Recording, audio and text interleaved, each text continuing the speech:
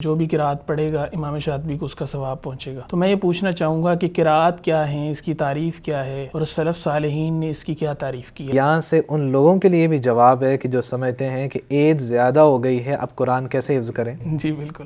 تو امام ظفر رحمۃ اللہ علیہ زندگی کے آخری 2 سالوں میں قرآن حفظ کر لیا۔ اس علم کی اہمیت اور فضیلت کیا ہے، یہ کیوں ضروری ہے ایک انسان کے لیے یا ایک طالب علم کے لیے؟ اگر علم قرأت نا اہم ہوتا تو کیا سید المرسلین 3 مرتبہ سید الملائکہ کو واپس بھیجتے؟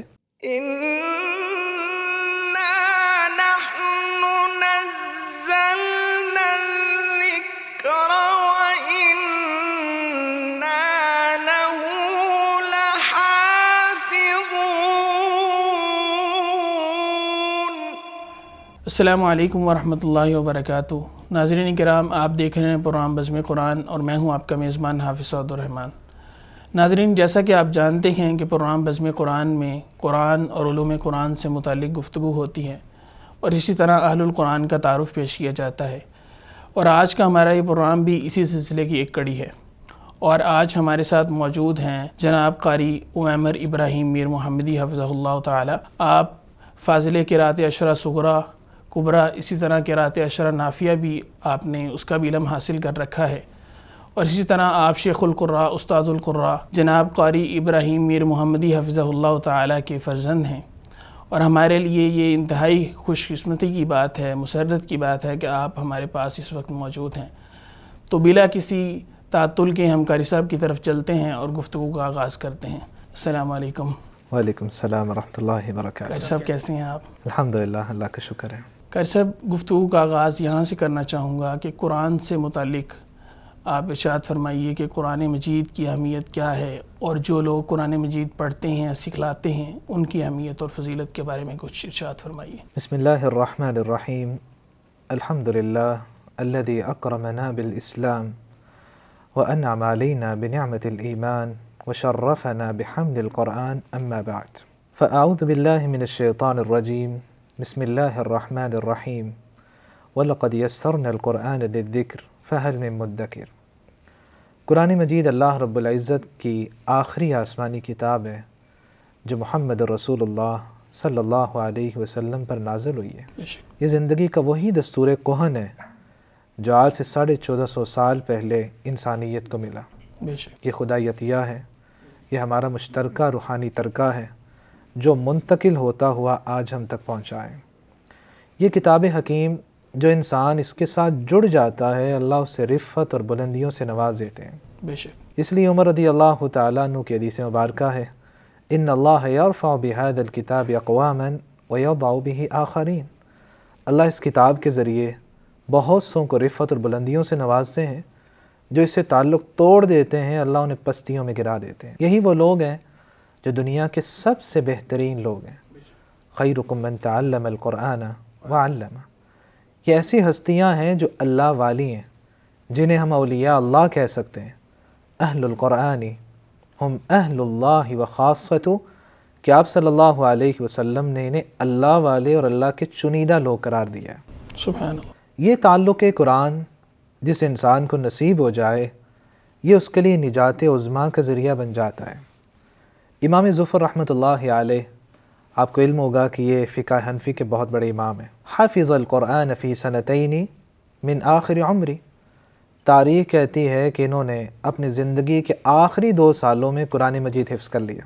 ماشاءاللہ۔ پھر دنیا سے چلے گئے۔ امام ہے بہت بڑا، ساری زندگی فقہ کی خدمت میں رہے ہیں، آخری 2 سالوں میں انہوں نے قرآن مجید حفظ کر لیا۔ یعنی جو خاتمہ ہوا وہ کس قرآن قدر پہ ہوا۔ بہترین قرآن پر ہوا۔ اور یہاں سے ان لوگوں کے لیے بھی جواب ہے کہ جو سمجھتے ہیں کہ ایج زیادہ ہو گئی ہے، اب قرآن کیسے حفظ کریں۔ جی بالکل۔ تو امام ظفر رحمۃ اللہ علیہ زندگی کے آخری 2 سالوں میں قرآن حفظ کر لیا۔ فَرُؤِيَ بَعْدَ مَوْتِ، کسی نے بعد میں ان کو خواب میں دیکھا تو سوال کیا، مَا فَعَلَ اللَّهُ بِكَ، اللہ نے آپ کے ساتھ کیا معاملہ کیا۔ اب امام ظفر کا جواب سنیے گا۔ یہ نہیں جواب دیا کہ ساری زندگی فقہ پہ لگا کے آئے ہوں اللہ نے معاف کر دیا۔ کیا کہتے ہیں، لَوْلَا السَّنَتَيْنِ لَهَلَكَ ظُفَرَ، اگر وہ زندگی کے آخری 2 سال نہ ہوتے جس میں نے قرآن حفظ کر لیا میں تو ہلاک ہو گیا تھا۔ اللہ اکبر، اللہ اکبر۔ اور ابو منصور بغدادی رحمۃ اللہ علیہ کا واقعہ سن کر انسان کا شوق اور رغبت بیدار ہو جاتی ہے۔ امام سمعانی رحمۃ اللہ علیہ بیان کرتے ہیں کہ ابو منصور بغدادی رحمۃ اللہ علیہ دنیا سے چلے گئے۔ کسی نے بعد میں خواب میں دیکھا اور یہی سوال کیا، ما فعل اللہ بک، اللہ نے کیا معاملہ کیا آپ کے ساتھ؟ تو ابو منصور بغدادی کیا جواب دیتے ہیں، غفر لی بتعلیم الصبیان فاتحۃ الکتاب، میں نے اپنے بچوں کو سورہ فاتحہ کی تعلیم دی تھی، اللہ نے مجھے معاف کر دیا۔ اللہ اکبر، سبحان سوچنے کی بات ہے کہ ایک انسان فاتحہ کی تعلیم دے، اللہ اسے معاف کر دے، تو جو پورا قرآن مجید حفظ کرواتے ہیں ان کے کیا کہنے ہوں گے، ان کا مقام و مرتبہ کہاں ہوتا ہوگا۔ یہی وجہ ہے کہ اہل قرآن ایسی خوش نصیب ہستیاں ہیں کہ اللہ رب العزت یہ دنیا سے چلے بھی جائیں ان کی نیکیوں کا رجسٹر بند نہیں ہونے دیتے، نیکیوں کا تسلسل جاری رہتا ہے۔ انسان جب دنیا سے چلا جاتا ہے اس کی نیکیاں اور برائیاں لکھی جانا بند ہو جاتی ہیں، فرشتے رجسٹر بند کر دیتے ہیں، الا من ثلاث، کہا 3 ایسے اعمال ہیں نیکیاں جاری رہتی ہیں، صدقۃ جاریہ، کچھ جاری رہنے والا صدقہ کر دیتا ہے، او علم ینتفع بہ، یہ بات قابل غور ہے، ایسا علم لوگوں کو سکھا دیتا ہے جس کو سیکھنے کے بعد لوگ اس کے چلے جانے کے بعد فائدہ اٹھاتے ہیں، لوگوں کو علم الہی سے روشناس کر دیتا ہے۔ اب امام شاطبی رحمۃ اللہ علیہ 590 ہجری میں فوت ہونے والے، ان کو دنیا سے گئے کچھ 850 سال بیتنے والے ہیں۔ ان 850 سال میں جس نے بھی قرأت سبع کا ایک حرف پڑھا اللہ نے اس کو 10 نیکیاں تو دی ہی ہوں گی، کیا امام شاطبی کو ثواب نہیں ملا؟ بالکل ملا ہو، کیونکہ حدیث سلسلہ صحیحہ میں ہے، من تعلم آیۃ من کتاب اللہ فلہ ثوابها ما تلیت، جو کسی کو قرآن کی ایک آیت سکھا دے جب تک پڑھی جاتی رہتی ہے اللہ پڑھانے والے کو ثواب دیتے ہیں۔ تو ان 850 سال کے عرصہ میں امت مسلمہ کے کسی فرد نے کسی روایت میں تو قرآن پڑھا ہوگا، اور روایت حفظ جو ہے وہ دنیا میں زیادہ عام ہے، یہ بھی تو شاطبی کے طریق سے ہی ہم پڑھتے ہیں۔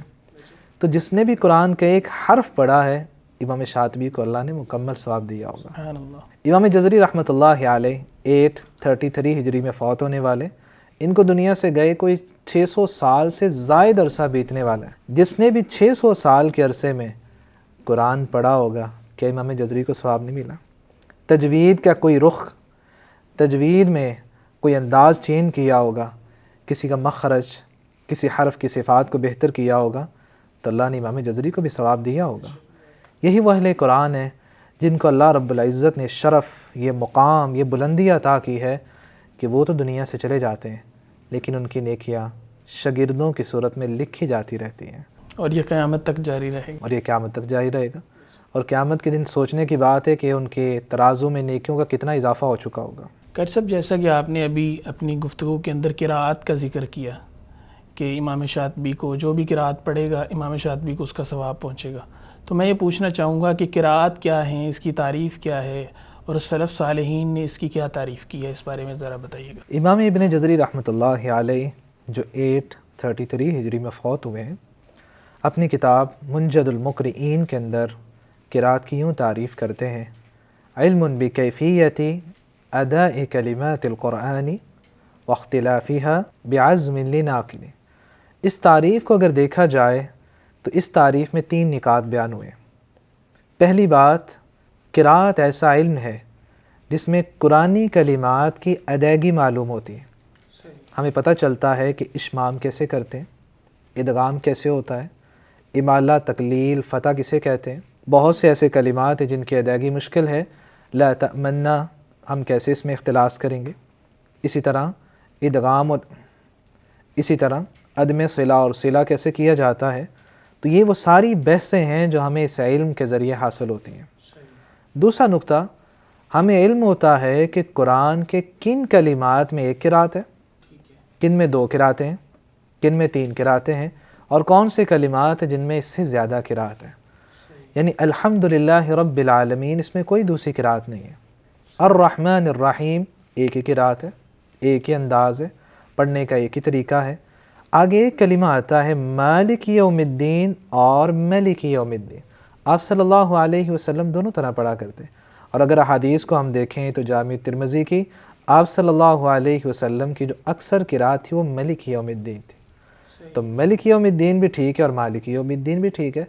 تو یہ ہمیں علم قرات بتاتا ہے کہ کس کلمہ میں کوئی اللہ رب العزت نے دوسرا انداز، دوسری قرات، دوسرا طریقہ نازل کیا ہے اور کون سے کلمات میں ایک ہی قرات ہے. تیسری بات کہ ہمیں اس علم کے ذریعے جو اختلاف معلوم ہوگا وہ ناقلین کی طرف منسوب ہوگا. ایک سند ہوگی جو اللہ کے رسول صلی اللہ علیہ وسلم تک جائے گی اور وہاں سے اللہ رب العزت تک جائے گی. یہ نہیں ہوگا کہ کسی کی رائے ہے، کسی کا اجتہاد ہے یا لغوی اعتبار سے کسی کی اجازت ہے. اس لیے امام شاطبی رحمۃ اللہ علیہ فرماتے ہیں وَمَا لِقِيَاسٍ فِي الْقِرَاءَةِ مَدْخَلٌ، قرات کے اندر کسی کی رائے، قیاس اور اجتہاد نہیں چلتا. یہ نہیں ہے کہ فلاں نے کہہ دیا تو ہم اسے بطور قرآن پڑھیں گے. ہم بطور قرآن صرف اسے پڑھیں گے جس کو اللہ نے نازل کیا ہوگا، کیونکہ یہ کلام اللہ ہے، یہ لوگوں کا کلام نہیں ہے. تو ہمیں معلوم ہوا کہ علم قرات ایک ایسا علم ہے جس کے ذریعے ہمیں قرآنی کلمات کی ادائیگی معلوم ہوگی. ہمیں پتہ چلے گا کہ کن کلمات میں اللہ نے کسی اور انداز سے بھی نازل کیا. اور اسی طرح یہ جو علم ہے یہ ایک سند کے ساتھ، تلقی بالمشافہہ کے ساتھ نسل در نسل ہم تک پہنچا ہے. اس میں کسی کی رائے اور اجتہاد کا دخل نہیں ہے. شیخ محترم، آپ نے بخوبی علم قرات کی تعریف جو ہے اس کو بیان فرمایا. تو میں اپنے لیے اور ناظرین کے لیے یہ بھی پوچھنا چاہوں گا، تو اس علم کی اہمیت اور فضیلت کیا ہے؟ یہ کیوں ضروری ہے ایک انسان کے لیے یا ایک طالب علم کے لیے اس کو حاصل کرنا؟ یہاں اس کے ہم 3 پہلو دیکھ سکتے ہیں. سب سے پہلی بات، قرآن مجید میں اللہ رب العزت کا فرمان ہے وَلَقَدْ يَسَّرْنَا الْقُرْآنَ لِلذِّكْرِ فَهَلْ مِن مُدَّكِرٍ، کہ ہم نے قرآن مجید کو آسان بنایا ہے، کیا کوئی ہے نصیحت حاصل کرنے والا؟ تو قرآن کو اگر دیکھیں تو لفظی اعتبار سے جو آسانی ہے وہ یہ علم قرات ہے، جسے ہم قرات قرآنیہ کہتے ہیں. اور اللہ رب العزت کا ایک قانون ہے کہ اللہ رب العزت نے دین کے ہر معاملے میں آسانی رکھی ہے، کیونکہ دین اسلام جو ہے وہ الدین یسر سے عبارت ہے. ہر پہلو میں اللہ نے آسانی رکھی ہوئی ہے. یہاں ہم اگر نماز کو ہی دیکھ لیں، نماز میں رفع الیدین تو کرنا ہے. آپ صلی اللہ علیہ وسلم سے 3 طریقے ثابت ہیں. پہلا طریقہ مالک بن حویرث رضی اللہ تعالیٰ عنہ کی حدیث مبارکہ ہم دیکھیں تو آپ صلی اللہ علیہ وسلم کا فرمان کیا ہے؟ حتی یحاذی بہما اذنی، اللہ کے رسول جب رفع الیدین کرتے تو اپنے کانوں کی لو تک اپنے ہاتھوں کو بلند کیا کرتے. دوسرا طریقہ اگر ہم دیکھیں، عبداللہ بن عمر رضی اللہ تعالیٰ عنہ کی حدیث میں صحیح البخاری اور مسلم میں ہے کان یرفع یدیہ حذو منکبیہ، اللہ کے رسول اپنے ہاتھوں کو اٹھاتے تو کندھوں تک اٹھاتے. تیسرا طریقہ وائل بن حجر رضی اللہ تعالیٰ عنہ نے بیان کیا سنن نبی داود میں، ثم اتیتہم فرأیتہم یرفعون ایدیہم الی صدورہم، میں اللہ کے رسول صلی اللہ علیہ وسلم کی حیات طیبہ میں آخر میں آیا تو وہ کیا بیان کرتے؟ میں نے صحابہ کو دیکھا وہ سینے کے برابر اپنے ہاتھوں کو اٹھایا کرتے. تینوں طریقے، انسان اگر نشاط اور چستی کی حالت میں ہے تو کانوں کی لو تک اٹھا لے، اگر چاہتا ہے تو کندھوں تک اٹھا لے، اگر تھکاوٹ ہے تو کوئی بات نہیں، دین اسلام نے آسانی دی ہے، کہا تم سینے کے برابر اٹھا لو. یہی بات ہے کہ عمران بن حسین رضی اللہ تعالی عنہ جب بیمار ہوئے اللہ کے رسول کے پاس آئے تو کہا اللہ کے رسول نماز پڑھنا مشکل ہو گیا، تو فرمایا صلی قائما، کھڑے ہو کے پڑھ لو، فإن لم تستطع فقاعدا، کھڑے ہو کے پڑھنا مشکل ہے تو بیٹھ کے پڑھ لو، فإن لم تستطع فعلى جنب، بیٹھ کے پڑھنا مشکل ہے تو پہلو کے بل لیٹ کے پڑھ لو، وإلا فأوما، لیٹ کے پڑھنا مشکل ہے تو اشاروں سے تم پڑھ لو. پڑھو گے اشاروں سے ہی لیکن اللہ مکمل نماز کا ہی ثواب عطا فرمائیں گے. سبحان اللہ. اگر دین اسلام میں نماز کی دعاؤں کو ہی دیکھ لیں، آپ صلی اللہ علیہ وسلم رکوع سے سر اٹھاتے آپ ربنا لک الحمد بھی کہتے، ربنا ولک الحمد بھی کہتے، اللہم ربنا لک الحمد بھی کہتے، اللہم ربنا ولک الحمد بھی کہتے. 4 الفاظ ہیں اور چاروں الفاظ صحیح بخاری کے اندر موجود ہیں. گویا دین اسلام ہمیں بتا رہا ہے کہ اللہ نے ہر معاملے میں آسانی رکھی ہے، تم جس طرح چاہتے ہو پڑھو، اللہ تمہیں مکمل اجر و ثواب عطا فرمائیں گے. قرات کی اہمیت میں دوسرا نقطہ، اللہ رب العزت نے تورات نازل کی تو اس کا ایک ہی انداز تھا، ایک ہی طریقہ تھا. انجیل نازل ہوئی ہے ایک ہی انداز، ایک ہی طریقہ، ایک ہی قرات ہے. اسی طرح زبور ہے، اسی طرح صحائف انبیاء ہیں. یہ قرآن کا میزہ اور اعجاز ہے کہ اللہ نے اسے 7 احرف تعدد قرات میں نازل کیا ہے. بے شک. کیونکہ باقی جو کتابیں ہیں ان کا ایک زمانہ تھا.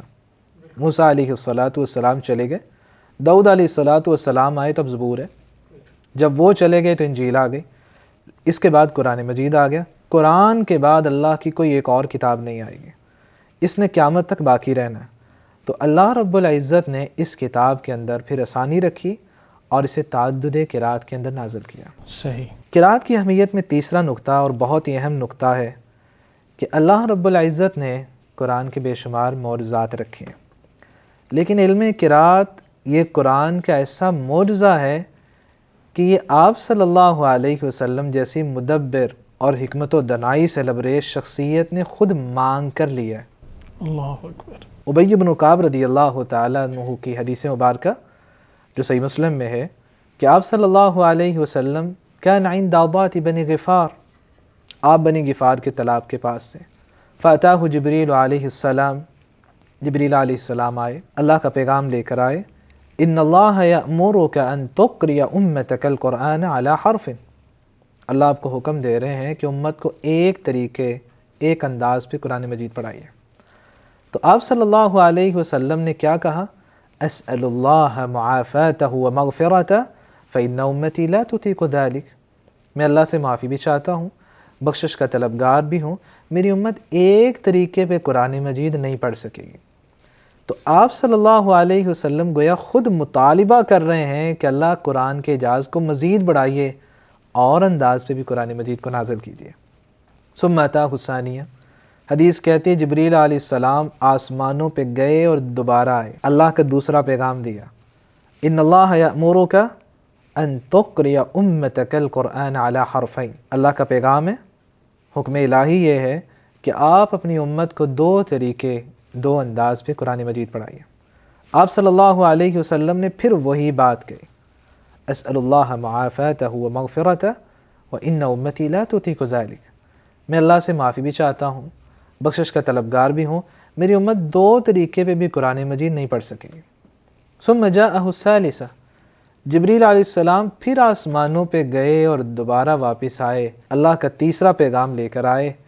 ان اللہ یأمرک ان تقری امتک القرآن علی 3 احرف، اللہ کا پیغام اور حکم الہی یہ ہے کہ آپ اپنی امت کو 3 طریقوں، 3 انداز پہ قرآن مجید پڑھائیے.